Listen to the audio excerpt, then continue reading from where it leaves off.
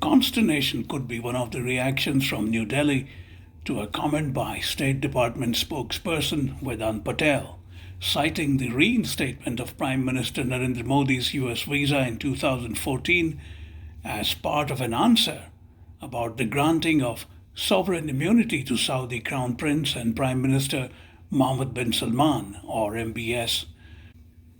Patel's reference to Modi's US visa reinstatement in 2014 came in the context of the now controversial granting of sovereign immunity to MBS.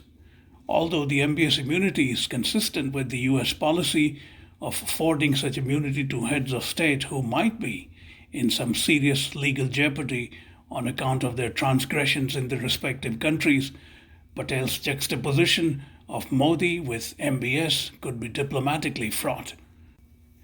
This is what Patel said in reply to repeated questions about the MBS immunity at his news conference on November 18th.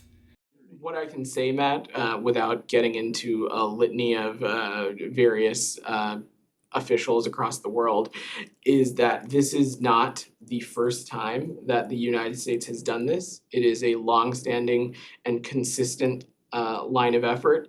It has been applied to a number of heads of state previously. Some examples, President Aristide in Haiti in 1993, President Mugabe in Zimbabwe in 2001, Prime Minister Modi in India in 2014, and President Kabila in the DRC in 2018. This is a consistent practice that we have afforded to heads of states, heads of governments, and foreign ministers. There is nothing objectionable about Patel's comments on the sheer facts of what he's saying. These are just bare facts, and as a spokesperson, it is his duty to offer them unvarnished.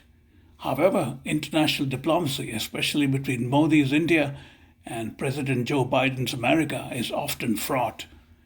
It is from that standpoint that the seeming bracketing of Modi with MBS and other strongmen could be problematic for its optics. Of course, no government, either here in America or that in India, should feel the need to finesse facts, no matter how unedifying they may be. India's External Affairs Ministry may not necessarily respond to this merely because the assertion came in the context of MBS, but Modi's detractors, and that is a rapidly growing constituency, could cite this as yet another blot on him. By itself, sovereign immunity should be non-controversial because countries offer it as part of the international law. In the specific context of MBS, though, the immunity is rife with prospects of being seen as the Biden administration going soft on the Prime Minister in a calibrated fashion at a time when the US-Saudi relations are perhaps at their most tense. A particular sticking point has been the Saudi decision to slash oil production in an apparent alliance with Russia at a time when gas prices are running so high in America. There were suggestions of the Saudis under MBS humiliating Washington by gouging oil prices.